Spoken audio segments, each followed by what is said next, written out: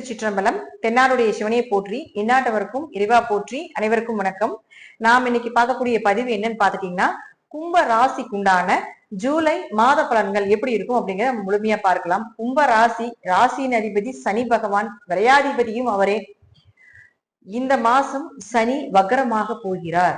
உங்க ஜாதகத்துல ராசி அதிபதி வக்ரமாகிறது அப்படிங்கிறது கொஞ்சம் கவனமாக இருக்க வேண்டும். இதுவே உங்க ஜாதகத்துல சனி வக்ரமாக இருந்தா யோகம். வக்ரம் இல்ல அப்படின்னா கொஞ்சம் கவனமா இருந்துக்கோங்க. 13ஆம் தேதியில இருந்து நவம்பர் மாதம் 28ஆம் தேதி வரைக்கும் வக்ரகதியே. இது குரு பார்வை இருக்கிறதுனால தப்பிச்சுக்கலாம், பிரச்சனை கிடையாது உங்க ராசிக்கு. இருக்கணும் அங்க ராகு இருக்கிறதுனால கொஞ்சம் கவனமா இருக்கணும். ஏன்னா உங்க ஜாதகத்துல சனி வக்ரமாக இருக்குது அப்படின்னா உங்களை சார்ந்தது, உங்களுடைய செலவுகள் சார்ந்தது, உங்களுடைய பயணங்கள் சார்ந்த, அதே போல பாத்தீங்கன்னா பெயர் புகழ் மதிப்பு, இதுல எல்லாமே பார்த்த விஷயங்கள் எல்லாமே ஒரு ஜாதகத்துல வக்ரமாக இருக்கக்கூடிய சனி பகவான் வருடத்திற்கு 3 மாதம் மட்டுமே வக்ரத்தை கொடுக்கிறார். அப்ப அதுல மட்டும்தான் அவங்க ஜெயிக்கிறாங்க. வக்ரம் இல்லாத காலகட்டங்கள்ல போராடுறாங்க அப்படிங்கறதா உண்மை. இப்போ உங்க ஜாதகம் உங்க வீட்டு பக்கத்துல இருக்கக்கூடிய ஜாதகத்துக்கிட்ட கூட ஜோதிடர்கள்கிட்ட கூட அனலைஸ் பண்ணிக்கோங்க. அடுத்தது பாருங்க, உங்களுக்கு குரு நல்லா இருக்கிற வரைக்கும் எப்படி காப்பாத்திடுவார், எப்படி பணம் வரவு, எப்படி ஜெயிக்கிறதுக்கு உண்டான வாய்ப்பு. கடின உழைப்ப போட்டாலும் அதை உழைப்புக்கு உண்டான ஊதியத்தை கொடுத்தே தீரணும். ஏன்னா ஏழரை சனியினுடைய தாக்கத்தை கொஞ்சம் குறைத்தே தீரணும். ராகு உள்ள இருந்தாலும் இந்த 1 வருஷம் ராகுனுடைய தாக்கத்தை குரு குறைச்சே தீரணும் அப்படிங்கிறது அமைப்பு. அடுத்தது செவ்வாய், 3-10 கூடியவரான செவ்வாய் போய் உட்காரக்கூடிய இடம் அப்படின்னு பாத்தீங்கன்னா 7ஆம் இடத்துல உட்கார்றார். இப்போ முயற்சிகள் கை கூடுறது, தொழில் ஒரு வளர்ச்சியை கொடுக்கறது, கணவன் மனைவியா சேர்ந்து தொழில் பண்றது, பார்ட்னர் போட்டு தொழில் பண்றது, உங்களுடைய இளைய சகோதரர் மாமனார்கள் மூலமாக ஒரு வளர்ச்சி, இப்படிங்கிறது எல்லா விஷயங்களையும் கொடுத்தாலும் அங்க கேதுன்னு சொல்லக்கூடிய ஒரு கிரகம் இருக்கிறதால தடைகளுக்கு பின்பு இதெல்லாமே நடக்கும். ஒரு மன வழிகளுக்கு பின்பு இதெல்லாம் நடக்கும் அப்படிங்கிற அமைப்பு உண்டு. கேது ஞானத்தை கொடுப்பார். இது சார்ந்த விஷயத்துல உங்களுக்கு எதுவுமே நடக்கல அப்படின்னா ஏன் நடக்கல, எதுக்கு நடக்கல, என்ன காரணம் அப்படிங்கிற எல்லா விஷயத்தையும் கேது கொடுத்தே தீர்வார் அப்படிங்கிறது அமைப்பு உண்டு. அடுத்தது சுக்கிரன், 4க்குடையவர் 4ல், 9ஆம் அதிபதியும் 4ல், ஆட்சி பலம். நேரம் உங்களுடைய தொழில் ஸ்தானத்தை பாக்குறார். தொழில் வளர்ச்சி உண்டு. என்னதான் தொழில்காரகன் போய் கேதுவோட இருந்து தொழில கொஞ்சம் கொஞ்சம் தடைகளை கொடுத்தாலும் தொழில் ஸ்தானத்தை சுக்கிரன் பார்க்கிறதுல தொழில வளர்ச்சி உண்டு. வீடு மனை சொத்துக்கள் வாங்கக்கூடிய அமைப்பு உண்டு. பூர்வீக சொத்துக்கள், அப்பா மூலமாக வரக்கூடிய சொத்துக்களுக்கு உங்களுக்கு ஒரு பகுதியோ அல்லது அதன் மூலமாக வரக்கூடிய சொத்துக்களோ கண்டிப்பாக வந்து சேரும். உயர்கல்வி படிப்பதற்குண்டான வாய்ப்புகள், நல்ல குரு அமையறது, சந்தோஷமா இருக்கிறது, மகிழ்ச்சியாக இருக்கக்கூடிய ஒரு அமைப்பு. ஏன்னா ஜென்மசனன் ரொம்ப மனவேதனையா இருக்கு. இப்ப இந்த சுக்கிரன் 4ஆம் இடத்துல வந்து இருக்கும்போது கொஞ்சம் சந்தோஷங்கள் அதிகமாகும். தாய் மூலமாக, தந்தை மூலமாக உதவிகள் அதெல்லாமே கிடைக்கும். அடுத்தது புதனை பொறுத்த வரைக்கும் பாத்தீங்கன்னா 5 மற்றும் 8ஆம் அதிபதி.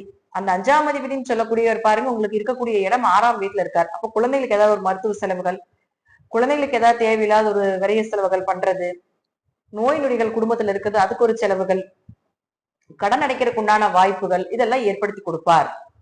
ஆனா இந்த 18ஆம் தேதிக்கு மேல புதனும் வக்ரம் ஆகிறார். 2 கிரக வக்ரம் இந்த மாதம். அப்ப புதனும் வக்ரம் ஆச்சுன்னா அவர் வந்து ஆகஸ்ட் மாசம் 11ஆம் தேதி வரைக்கும் இருக்குது. ரொம்ப கவனமா இருக்கணும். உங்க ஜாதகத்துல புதன் வக்ரமாக இருந்தால் கொஞ்சம் குழந்தைகள் ரீதியாக இன்னும் கொஞ்சம் அதிக எஃபர்ட் போட்டு கவனமா பாத்துக்கோங்க. அதே போல அவரே 8க்குடைய மறைவு ஸ்தானாதிபதியாக இருக்கிறதுனால திடீர் பண இழப்புகள், ஜாதகம் தசாபுத்தி நல்லா இருந்தாலும் ஏழரை சனி நடக்கிறதுனால கொஞ்சம் கவனமா இருந்துக்கோங்க.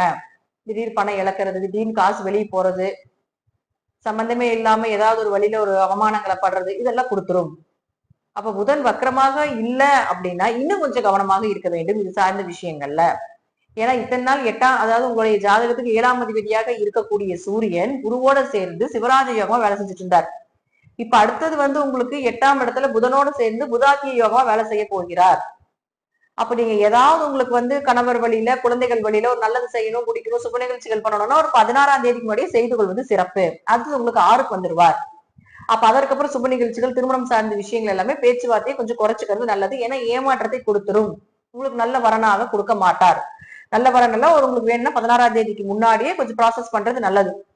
அதற்கு மேல உங்களுக்கு சரியில்லாததா அமையும் அப்படிங்கிறது உங்களுடைய ஸ்டேட்டஸ்க்கு, உங்களுடைய இதுக்கு உண்டான விஷயங்கள் அது. அதே போல உங்களுக்கு பாருங்க, புதனும் சூரியனும் சேர்ந்து உங்களுக்கு புதாதி யோகத்தை கொடுக்குறாரு அப்படின்னா அது 6ஆம் இடத்துல போய் மறையுது. அப்போ மறைந்த புதன் 2 யோகமாக இருந்தாலும் வக்கர புதனாக இருக்குது. அப்ப சூரியன் 7ஆம் அதிபதியோட சேரும் பொழுது நீங்க ரொம்ப கவனமாக இருக்கிறது படிப்பு விஷயத்துல, படிப்பு சார்ந்த விஷயத்துல ரொம்ப கவனமா இருங்க. ஏன்னா 6ஆம் இடங்கிறது கவர்மெண்ட் எக்ஸாம். அப்ப எக்ஸாம் எழுதுறது, பணம் வாங்குறது, இப்ப 6ஆம் இடங்கிறது பாத்தீங்கன்னா உங்களுக்கு அரசு வேலைகளையும் சொல்லும். அப்ப அதுக்குள்ள நாங்க பணம் வாங்கிட்டு பண்ணி கொடுக்கறது இப்படிலாம் நிறைய ஏமாற்று வேலை நடக்கும் கும்பத்துக்கு. இதெல்லாம் கொஞ்சம் தவிர்த்துக் கொள்வது நல்லது, சூரியன் இந்த இடத்துல இருந்து கீழே வர்ற வரைக்கும். ஏன்னா அடுத்தது ஆட்சி பலம் பெற்று சூரியன் வரும்போது நல்லது பண்ணும். அப்ப அந்த ஒரு மாசம் கவர்மெண்ட் சார்ந்த துறை, அரசு சார்ந்த விஷயத்துல தலையிடாம இருக்கிறது நல்லது. அதே போல கணவன் மனைவிக்குள்ளே கொஞ்சம் கருத்து வேறுபாடுகள், பிரச்சனைகள் வரும். கொஞ்சம் பேச்சுல கவனத்தை செலுத்த வேண்டும். இப்போ இதே பாத்துட்டீங்கன்னா உங்களுக்கு சூரியன் அடுத்த மாசம் வந்ததுக்கு அப்புறம் ஆட்டோமேட்டிக்கா உங்களுக்கு கவர்மெண்ட் எக்ஸாம் நல்ல நல்ல வாய்ப்புகள் வர்றது இதெல்லாம் கிடைக்கும். இதற்கு முன்னாடி பணம் கொடுத்தோ அல்லது வேற ஏதாவது பண்ணி உங்களுக்கு ஏமாற்றுகள் நடக்கிறதுக்கு உண்டான எல்லா வாய்ப்புகளையும் இந்த சூரியன் புதனும் ஏற்படுத்தி கொடுப்பார். சோ ரொம்ப கவனமாக இருந்து செயல்படுத்தி கொள்ள வேண்டும் என்பது ஒரு சின்ன ஒரு கருத்தா வச்சுக்கோங்க. இப்போ கும்பத்தை பொறுத்த வரைக்கும் பாத்துட்டீங்கன்னா ஏழரை சனி, தசாபுத்திகள், அதே போல குரு ராகுவ பார்க்கிறது இதெல்லாம் உங்களுக்கு இருந்தாலும் கூட உங்க ஜாதக கிரக ரீதியாக, ஜாதகங்கள் ரீதியாக, தசாபுத்தி ரீதியாக ஒரு சரியில்லாத ஒரு நிலைகள் இருந்தாலும் இந்த சனி வக்கரமாக இருந்து விட்டால் உங்க ஜாதகத்துல இந்த 3 மாத காலங்கள் ஒரு ஜாக்பாட் மாதமாக நீங்க எடுத்துக்கலாம். உங்களுக்கு ஒரு பெயர் புகழ் கிடைக்கும். வக்கரம் இல்லைன்னா கொஞ்சம் கவனமாக இருந்துக்கோங்க அப்படிங்கிறது ஒரு சின்ன அட்வைஸா நம்ம எடுத்துக்கலாம். ஏன்னா உங்களை ஆளக்கூடியது சனி பகவானே. கர்மாவை கழிப்பதற்காகவே கும்பம் மறுபிறப்பெடுத்து வந்திருக்கிறதுங்கிறது தான் உண்மை. கும்பம் அதிக கர்ம மூட்டையை வாங்கி அடுத்தவங்களுக்காக உழைச்சு கொட்டுறதுக்காக பிறந்ததுதான் கும்பம். அப்போ இப்ப எல்லாமே நிறைய ஏமாற்று வேலைகள் இந்த பீரியட்ல வக்கரமாகும் பொழுது நடக்கும். அதெல்லாம் கவனமா இருந்துக்கோங்க. நன்றி. மீண்டும் ஒரு நல்ல பதிவுல சந்திக்கலாம். திருச்சிற்றம்பலம், தில்லையம்பலம், ஸ்ரீ நரசிம்ம சரணம்.